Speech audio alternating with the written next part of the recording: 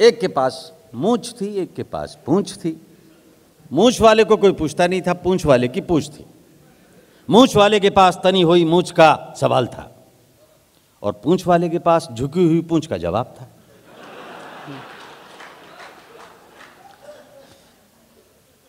पूंछ के दो दिशाएं नहीं होती, दो सिमत नहीं होती। पूंछ के दो दिशाएं नहीं होती। मोहब्बत में मारेगी या मरेगी, हिलेगी, एक वक्त में एक ही काम करेगी। वाह। मूंछें क्यों अशक्त हैं? क्यों उनमें ताकत नहीं है? मूंछें क्यों अशक्त हैं? क्योंकि दो दिशाओं में विभक्त हैं, बटी हुई। एक झुकी हुई मूंछ वाले ने झुकी हुई पूंछ वाले से पूछा, ये मुझे अचानक याद आई बात इसलिए क्योंकि कविता पिछले दिनों अमिताभ बच्चन साहब ने फेसबुक पे आगे बढ़ा दी थी शेयर करके, तो इसकी तारीफें मुझे मिली। सुनाता नहीं हूँ लेकिन इसके अंतिम पंक्तियां हैं कि एक झुकी हुई मूंछ वाला झुकी हुई पूंछ वाले से बोला, यार मैं जिंदगी में उठ नहीं पा रहा हूं। पूंछ वाला बोला, बिल्कुल नहीं उठ पाओगे, और कारण 1 मिनट में समझ जाओगे, बताता हूं।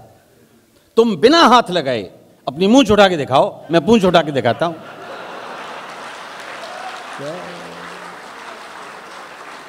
तो हुजूर, आज के जमाने में जो उठा सकता है वही उठ सकता है। आज के जमाने में जो उठा सकता है वही उठ सकता है। इसीलिए मूंछ वालों की नहीं, पूंछ वालों की सत्ता है। मूंछ वालों की नहीं, पूंछ वालों की सत्ता है। मैं अपने अब्बा की 2 लाइनें बताता हूं, और वो लाइनें शायद मेरे लिए, वो मेरे गुरु थे, मेरे पिता थे।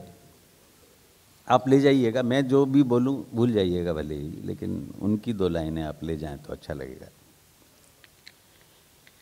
कि दिन के उजेरे में न करो कोई ऐसा काम, दिन के उजेरे में न करो कोई ऐसा काम, नींद जो न आए तुम्हें रात के अंधेरे में। दिन के उजेरे में न करो कोई ऐसा काम, नींद जो न आए तुम्हें रात के अंधेरे में, और रात के अंधेरे में न करो कोई ऐसा काम, मुंह जो तुम छिपाते फिरो दिन के उजेरे में। अब ये अल्फाज का ही थोड़ा सा हेर फेर है, लेकिन बात कह दी गई। जब कोई महान आदमी मिलता है तो कैसे उसके लिए हमारे संबोधन, हम कैसे बदल लेते हैं। अब देखिए, एक शब्द है जल, जल कहते हैं पानी को, और एक शब्द है खल, खल कहते हैं दुष्ट आदमी को। तो अल्फाज से खेलते हुए एक छोटी सी कोशिश देखिए कि तुम भी जल थे, हम भी जल थे, तुम भी जल थे, हम भी जल थे, इतने घुले मिले थे कि एक दूसरे से जलते न थे। तुम भी जल थे, हम भी जल थे, इतने घुले मिले थे कि एक दूसरे से जलते न थे। न तुम खल थे न हम खल थे, इतने खुले खिले थे कि एक दूसरे को खलते न थे। न तुम खल थे न हम खल थे, इतने खुले खिले थे कि एक दूसरे को खलते न थे। अचानक तुम हमसे जलने लगे तो हम तुम्हें खलने लगे। तुम, अब शायरी कहां पे है, तुम जल से भाप हो गए और तुमसे आप हो गए। तुम जल से भाप हो गए और तुमसे आप हो गए। तो बड़े बड़े लोग कैसे आप हो जाते हैं, तुम रहते हैं, तू तो और भी इंतहा है मोहब्बत की। मोहब्बत ही विकास कराती है। आप सब लोग, कोई पाकिस्तान से, कोई बांग्लादेश से, कोई हिंदुस्तान से यहाँ आए हैं और इस कदर बैठे हैं सट के। हमारे यहाँ बैठते हैं हट के, क्योंकि रहते हैं भटके भटके। वो तार नहीं जुड़ते हैं अंतर घट के, तो वो तार ही तो जोड़ने हैं। कभी कभी दुख की बात तक आने के लिए, रोने की बात तक आने के लिए हंसाना जरूरी हो जाता है।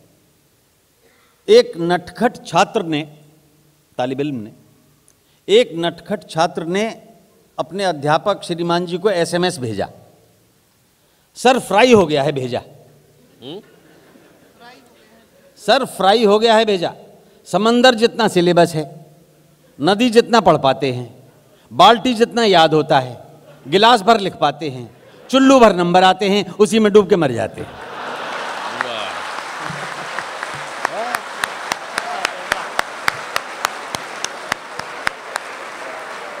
बहुत अच्छे। क्या बात है सर, वाह। अशोक भाई जिंदाबाद। समंदर जिंदाबाद। जितना वाह, वाह। सिलेबस है,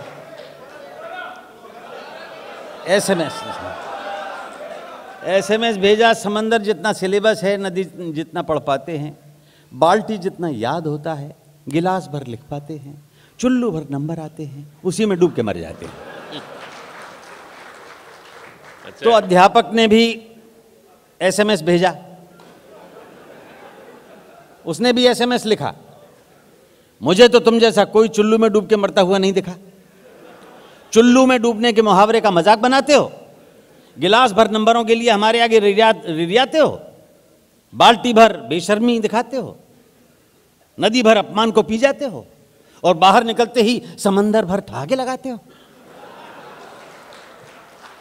उन्होंने भी साहब अपना एसएमएस कर दिया सेंड। फिर बोले अपने साथी अध्यापक से, एक फ्रेंड, ये चुल्लू वाला तो खैर हमें उल्लू बनाता है, लेकिन अफसोस उसका होता है जो डिप्रेशन में आके, अवसाद में आके अपने प्राण गंवाता है। माता पिता करते हैं ज़रूरत से ज़्यादा उम्मीद, बच्चा हो जाता है व्यर्थ में शहीद। ऐसा तो हरगिज़ हरगिज़ हरगिज़ न हो। दोस्तों, ऐसी मौतों के बारे में तुम भी तो मेरे समर्थन में कुछ कहो।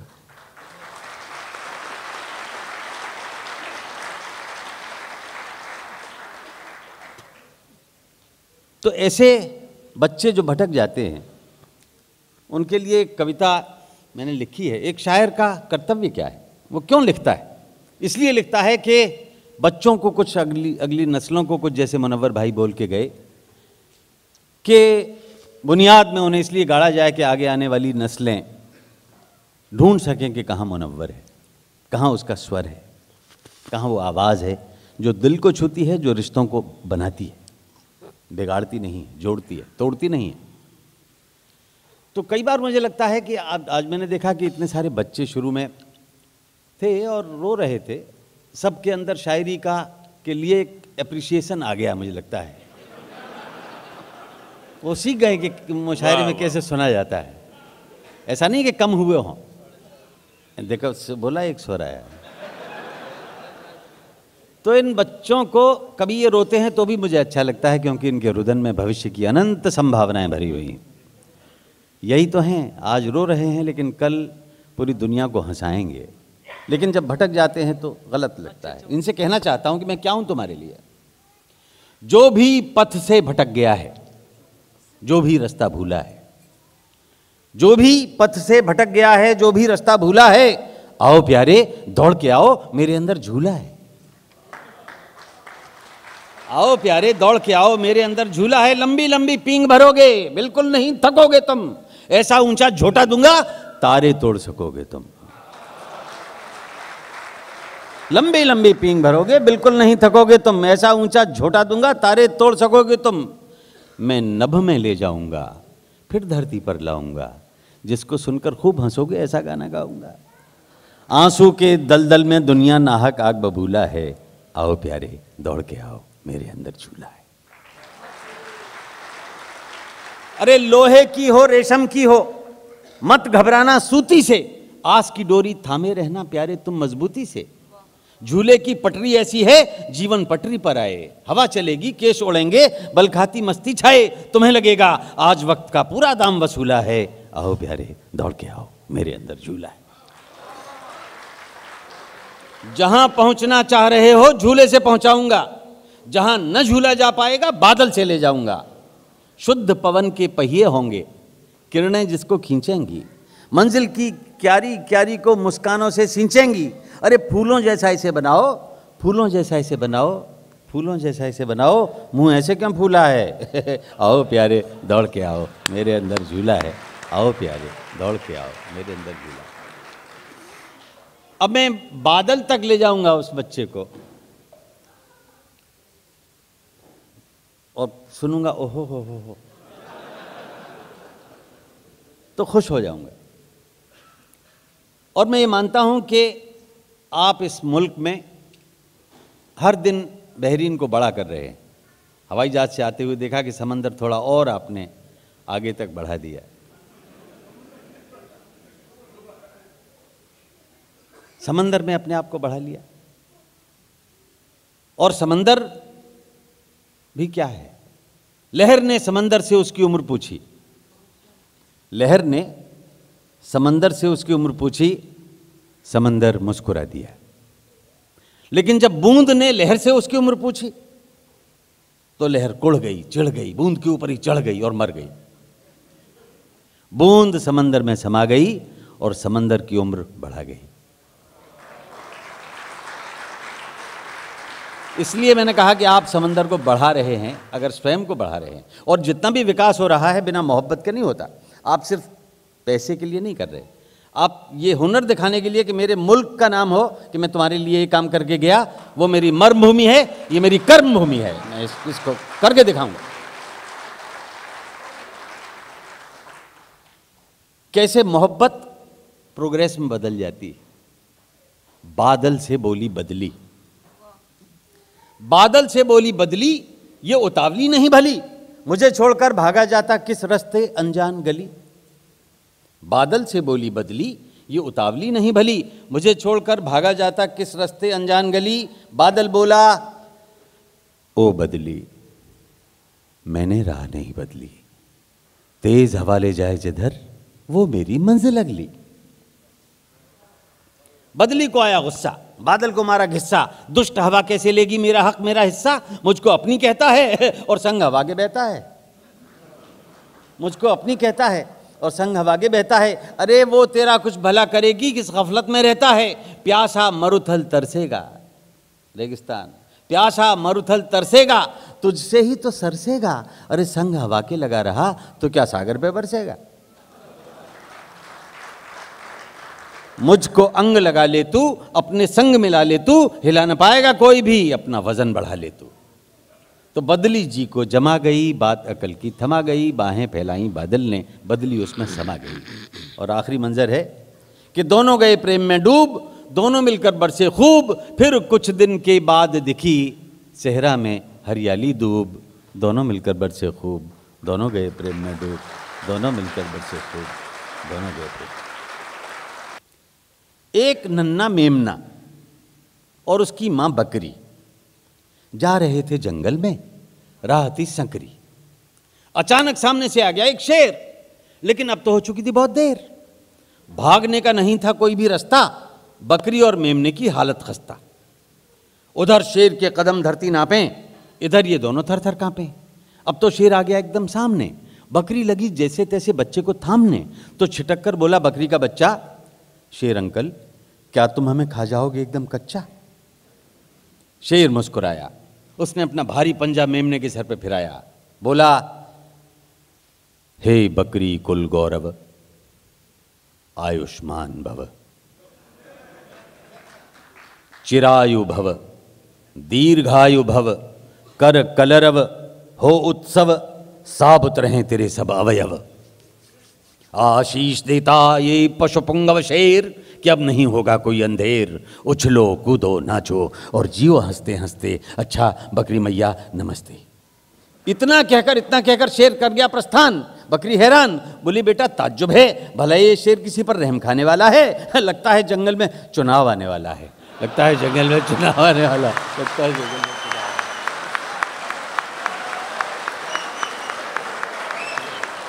लगता है जंगल में चुनाव आने वाला। तो ये तो बात जम गई, आपकी समझ में संस्कृत भी आ गई। देखिए ये है, ये भाषाएं इस तरह से आमने सामने जाके घुल मिल जाती हैं।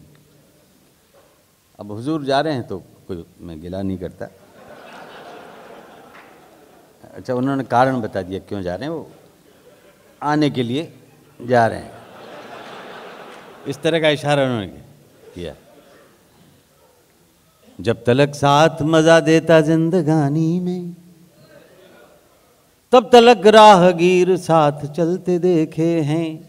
और उम्र भर साथ निभाने की बात कौन करे, लोग अर्थी में भी कंधे बदलते देखे हैं। उम्र भर साथ तो कव्वाली थी लंबी, उन्हें देख के याद आ गया।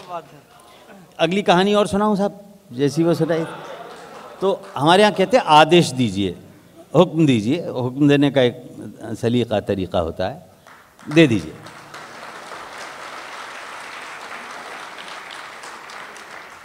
पानी से निकलकर मगरमच्छ किनारे पर आया। इशारे से उसने बंदर को बुलाया। बंदर बोला खौं खौं क्यों क्यों, तुम्हारी नज़र में तो मेरा कलेजा है। बोला ना ना ना ना ना ना भैया, तुम्हारी भाभी ने खास तुम्हारे लिए सिंघाड़े का अचार भेजा है। बंदर सोचे क्या गड़बड़ झाला है, लगता है जंगल में चुनाव आने वाला है। लेकिन प्रकट में बोला, सामने बोला, अचार वो भी सिंघाड़े का, यानी नदी के कबाड़े का। बड़ी ही दयावान तुम्हारी मादा है, लगता है शेर के खिलाफ चुनाव लड़ने का इरादा है। बोला कैसे जाना कैसे जाना? बोला ऐसे जाना ऐसे जाना, तंज पे आपका आशीर्वाद चाहूँगा। कैसे जाना कैसे जाना? बोला ऐसे जाना कि आजकल भ्रष्टाचार की नदी में नहाने के बाद जिसकी भी छवि साफ शफाफ, जिसकी भी छवि स्वच्छ है, वही तो मगरमच्छ है। भ्रष्टाचार की नदी में नहाने के बाद जिसकी भी छवि स्वच्छ है, वही तो मगरमच्छ। एक रोटी का बंटवारा कराने के लिए आई दो बिल्ली। अगली कहानी, एक रोटी का बंटवारा कराने के लिए आई दो बिल्ली। बंदर ने बिल्कुल नहीं उड़ाई उनकी खिल्ली, बड़ी गंभीरता से अपना झोला खोला और मोबाइल निकाल के बोला,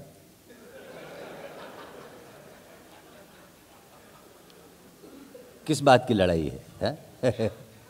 किस बात की लड़ाई है?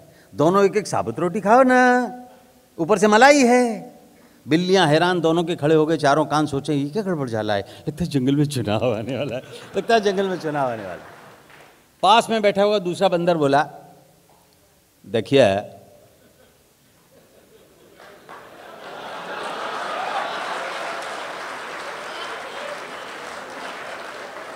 देखिए, हिंदुस्तानी हो या पाकिस्तानी सब जानते हैं उनको, क्या है और ठीक पहुंचाना है। और तुमको रहस्य बतलाना है कि जो असंभव था वो संभव हो गया है। अब भेड़िया दल भ, गीदड़ दल ग, तेंदुआ दल तू और घोंदुआ दल पू का हमने बानर दल में विलय हो गया है।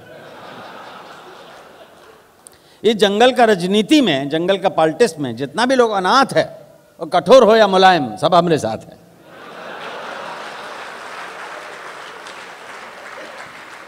इस जंगल से आतंकवाद को मिटाना है और जैसे भी हो जाइंट मोर्चा को जिताना है। तुम हमारा पड़ोसी हो और असलबादी की शेर का मौसी हो। जितना वोट दिलवाओगी उतना चूहा पाओगी। तो तरह तरह के नारे और तरह तरह के वादे और नाखूनों में छिपे हुए खूंखार इरादे। चूहों से कहा गया चील नहीं होगी, और चील से कहा गया चूहा सप्लाई में ढील नहीं होगी। मधुमक्खियों से कहा गया भालुओं से तुम्हारा प्रोटेक्शन होगा, और भालुओं से कहा गया सारी मधुमक्खी छत्तों पर तुम्हारा रिजर्वेशन होगा। हिरणों से कहा गया जंगल के जीवन में अहर्निश सवेरा होगा, और हम जैसे उल्लुओं से कहा गया अजी दिन में भी अंधेरा होगा।